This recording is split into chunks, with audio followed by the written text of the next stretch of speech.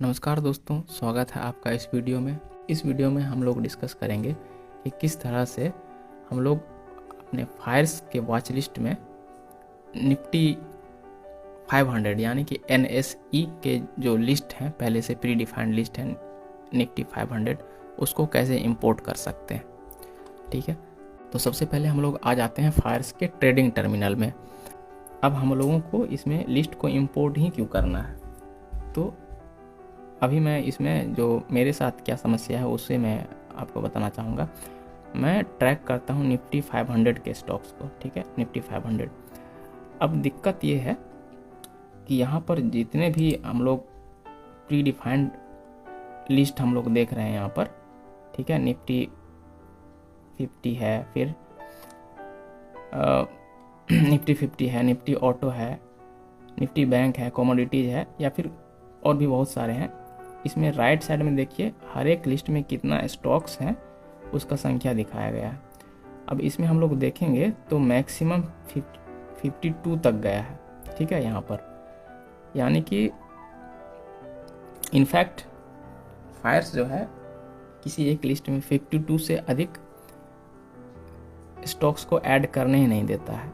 अब चूंकि मुझे निफ्टी 500 में जितने भी स्टॉक्स आते हैं उनके चार्ट को मुझे देखना है, तो अब यहाँ पर थोड़ा सा मेरे लिए दिक्कत हो जा रहा है। तो इसके लिए हम लोग क्या करेंगे, तो यहीं पर ऊपर में देखिए क्रिएट न्यू लिस्ट के नीचे ही है चौथे नंबर पर इंपोर्ट लिस्ट का, इसी का मैं यूज यहाँ करने वाला हूँ। और हम लोग देखेंगे कि किस तरह से हम लोग निफ्टी 500 या फिर वहाँ पर जितने भी प्री डिफाइंड लिस्ट हैं उनको यहाँ पर इंपोर्ट कर सकते हैं। तो सबसे पहले हम लोग चले जाते हैं NSEindia.com में। ठीक है, ये है NSEindia.com का वेबसाइट जो फिलहाल इस तरह से दिखता है। ठीक है, यहाँ ऊपर में ही मार्केट डेटा करके एक ऑप्शन रहता है, इस पर अगर माउस ले जाएंगे तो नीचे कुछ इस तरह से एक ड्रॉप डाउन मेन्यू खुलता है। यहीं पर लेफ्ट साइड में देखिएगा यहाँ इंडाइसेस दिया हुआ है। यहाँ इंडाइसेस में हम लोग क्लिक करेंगे तो कुछ इस तरह से अगला पेज खुलता है।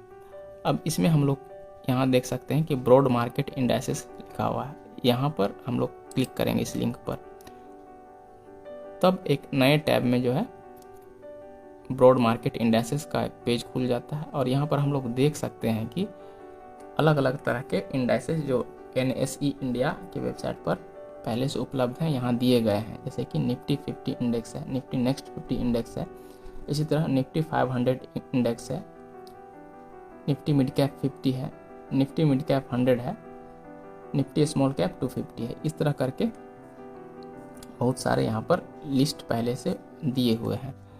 और यहाँ पर हम लोग लेफ्ट साइड में और भी देख सकते हैं कि सेक्टोरल इंडाइसेस करके भी हैं, तो यहाँ पर सेक्टर वाइज भी यहाँ पर दिए हुए हैं, जैसे कि निफ्टी ऑटो, निफ्टी बैंक, इस तरह करके निफ्टी FMCG, सारे इंडेक्स के स्टॉक्स का लिस्ट आप यहाँ से डाउनलोड कर सकते हैं। फिलहाल जो है ये सब हमारा कंसर्न नहीं है, हम लोग को यहाँ पर ब्रॉड मार्केट इंडाइसेस में जो है निफ्टी 500 को हम लोग को इंपोर्ट करना है अपने फायर्स में। तो हम लोग यहाँ क्या करेंगे, सबसे पहले इसे डाउनलोड कर लेंगे लिस्ट को, जैसे कि मैं निफ्टी 500 इंडेक्स के लिस्ट को यहाँ पर डाउनलोड करूँगा।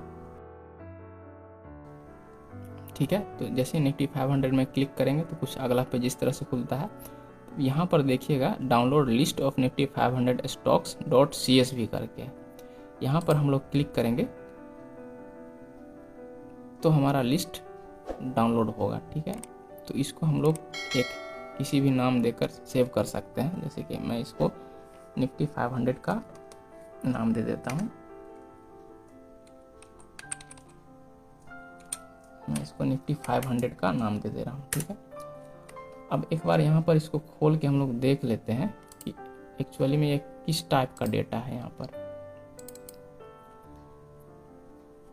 थोड़ा सा इसको मैं जूम कर देता हूँ ताकि आपको सही से दिखे। तो हमारा जो लिस्ट NSE इंडिया के वेबसाइट से डाउनलोड हुआ है वो इस तरह का है। सबसे पहला कॉलम है यहाँ पर कंपनी नेम, हर एक कंपनी का नाम यहाँ पर है। उसके बाद वो कंपनी किस इंडस्ट्री से बिलोंग करता है वो यहाँ इस कॉलम में है। उसके बाद आता है हमारा सिंबल, ये हमारे काम का चीज़ है यहाँ पर इस वीडियो में खास करके, ठीक है। सिंबल आता है, उसके बाद सीरीज आता है।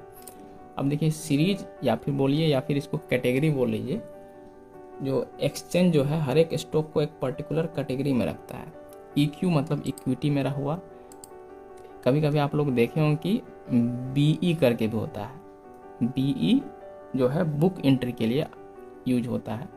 एक अलग अलग कैटेगरी में रखने का मतलब ये है कि मान लेते हैं कुछ स्टॉक्स जो हैं जो नियम कानून को सही से पालन नहीं करते हैं, तो उसको कुछ रिस्ट्रिक्टेड कैटेगरी में रख दिया जाता है।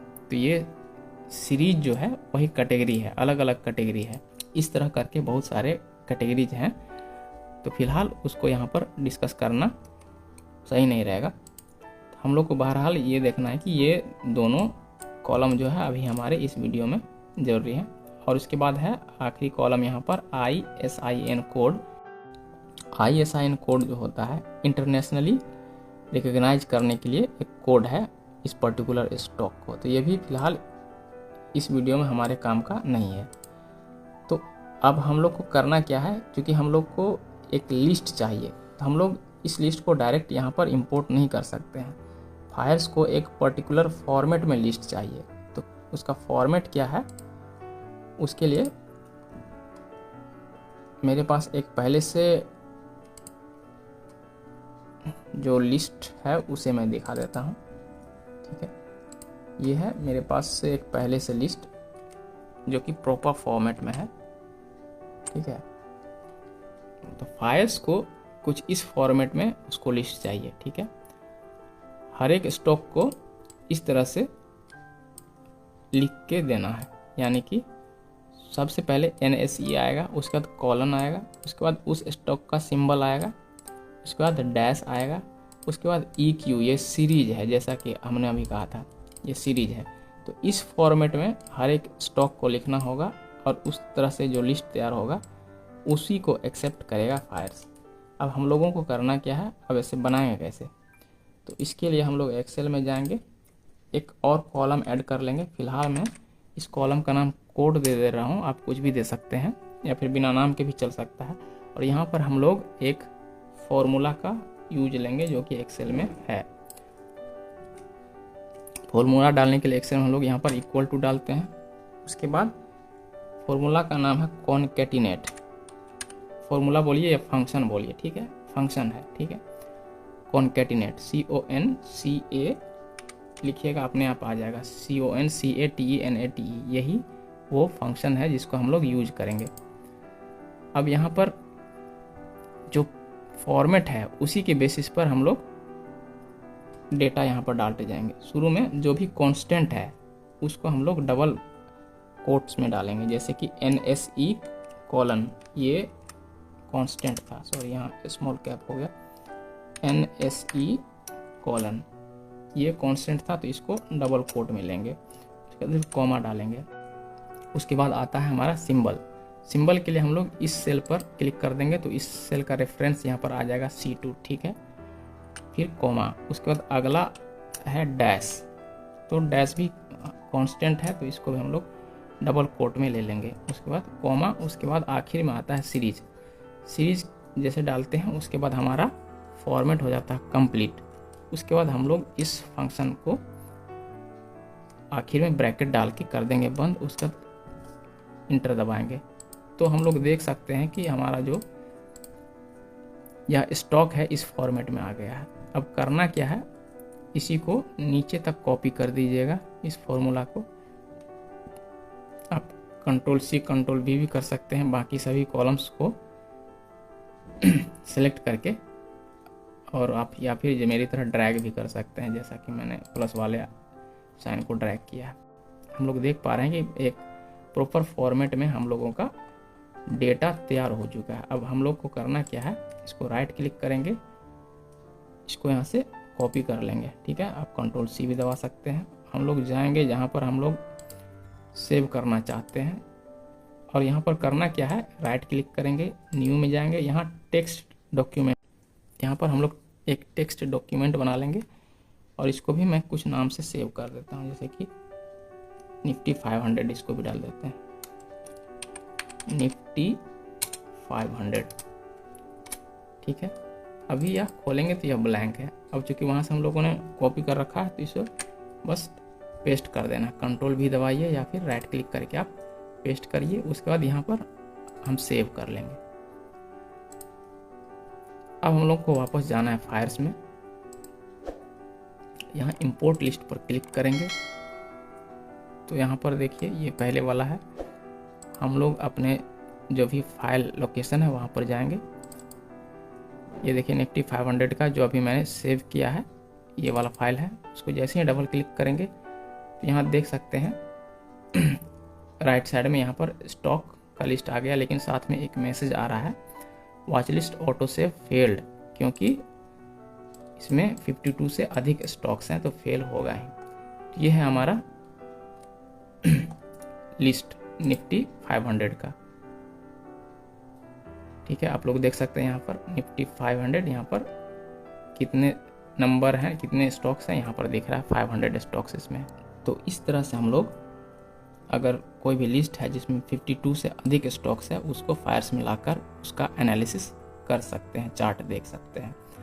अब इसको जब भी हम लोग फायर्स से निकलेंगे तो वापस ये लिस्ट गायब हो जाएगा, लेकिन करना वही है, सेम प्रोसेस को हम लोग रिपीट करेंगे। क्योंकि हम लोग का लिस्ट जो है तैयार हो चुका है तो बार बार हम लोगों को डेटा को डाउनलोड नहीं करना पड़ेगा। वापस यहाँ पर जाएंगे, इंपोर्ट लिस्ट करेंगे और यहाँ चूँकि हम लोगों का ये टेक्स्ट फाइल पहले से सेव है तो इसी का हम लोग यूज करेंगे और वापस हम लोग इसको एनालाइज कर सकते हैं। और इसमें हमारा यह स्टडी जो भी ट्रेंड लाइन वगैरह ड्रॉ करके रखिएगा वो सेव ही रहता है, वो चार्ट में ही सेव्ड रहता है। तो अगर वॉच लिस्ट भले ही सेव ना हो लेकिन आप जो भी एनालिसिस करते हैं वो सेव्ड रहता है। तो आई होप यह वीडियो किसी न किसी प्रकार से आपके लिए हेल्पफुल हो रहा होगा। तो मिलते हैं इसी तरह के किसी और इंटरेस्टिंग टॉपिक के साथ, तब तक के लिए टेक केयर।